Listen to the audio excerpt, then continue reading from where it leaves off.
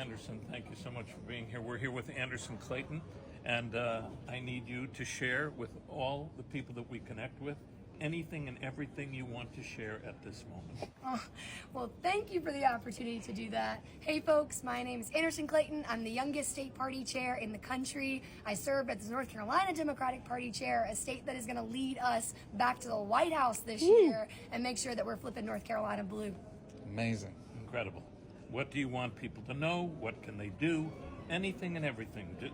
The floor is yours, right? Gideon prefers that I say very little and that you say very much. Well, what I would say, North Carolina is one of the most important states this year because we have extreme Republicans running up and down the ballot. It doesn't just start with Donald Trump, but also we've got Mark Robinson running for governor in North Carolina right now, an extremely dangerous person who has denied the Holocaust, someone that wants to see a total abortion ban in North Carolina, someone that doesn't believe in rights for LGBTQ folks. I mean, someone that would just take our state backwards. And so not just at the top of the ticket this year with Kamala Harris, but we have so many important races. North Carolina is a state that is one of 11 in this country that elect a council of state. So you don't have just 1 or 2 statewide elections on your ballot this year. You have at least 11 to 15 because also our judicial races are so important. Supreme Court races with Justice Allison Riggs. Wait, I need you to back up and explain what you just did again. Got you. Say that again. Yes, sir. 'Cause I need to get that again. Okay. Go ahead.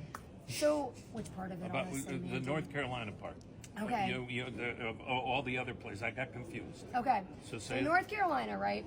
It is one of 11 states in the country that elect a council of state. Many people oftentimes think that the governor's office is the executive branch and that's the only thing that exists in North Carolina. Right. It's not. Right now, we have 10 statewide offices that make up a council of state in North Carolina, which means that, you have 10 people that are the executive branch makes up, and the governor's powers are oftentimes limited based on what the council of state will let him do.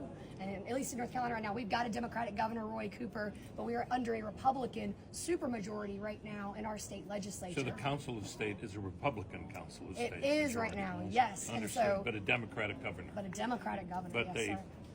They are. They're doing this right now. So we sit at a 6-4 minority on our council of state for the Democrats. So that up and down voting on the ballot is a big deal. It matters. And Democrats are oftentimes the folks that do not vote the entire ticket. And in North Carolina, you don't just have the opportunity to go out there and say, I'd like to vote a straight Democratic ticket. You've got to check every single box down the ballot, Right. which a lot of people don't know sometimes that when you're going in. And if you don't know the folks on your ballot, which is something the state party this year is really trying to change, which is why I'm talking about this. I could be talking about anything else. Yeah. Go, girl. And I know, Go. but I think it's so important to talk about the races like Attorney General. We've got someone running for Commissioner of Labor in North Carolina right now named Braxton Winston. He's a card-carrying union member and somebody that in a state where you've got right-to-work laws still on the books, we want someone that's been on a picket line in that office right now. And so the importance of those races down ballot, a lot of our younger folks are running for these races down ballot. And so if we want to see the next future of this party and what it looks like, you're going to be voting every single race this year. Can I ask, you said you're the youngest, what was it again? I'm the youngest state party chair. Youngest state party chair. What activated you to get into politics? When did it happen? How did it happen? And what do you say to other young folks who are sort of on the edge of apathy or wondering if they can actually make a difference here? Yeah, I got my start in college because when I was going to Appalachian State, which is in the mountains of western North Carolina, Republicans were trying to take away students' rights to vote on college campuses because they wanted to strip polling sites from college campuses across our state. And so I got in a fight that was a lawsuit that sued the State Board of Elections to make sure that we kept our voting site on campus in 2016. And in North Carolina in 2016, when we went red for Donald Trump, unfortunately, Watauga County, which is where Appalachian State is, went blue for the first time in history because of how much student turnout happened in that county. The students because we won did that it. lawsuit. The students did it. And so that's what got me involved, and it's what's kept me involved to this day. The students did it. The students did it. Yeah. Hear it. Is there something that you've heard in this convention that is just keeps ringing in your head, or that particularly inspired you or touched you or moved you?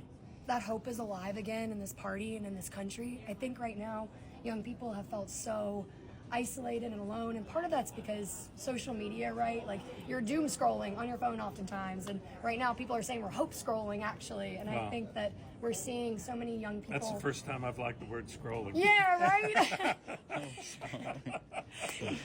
But I think it just shows how much excitement that Kamala Harris has brought to this ticket and just what young people are excited to show out for this year. But Right. that's really what's made me the most heartened by everything, is just to see the amount of power that's in a place like this.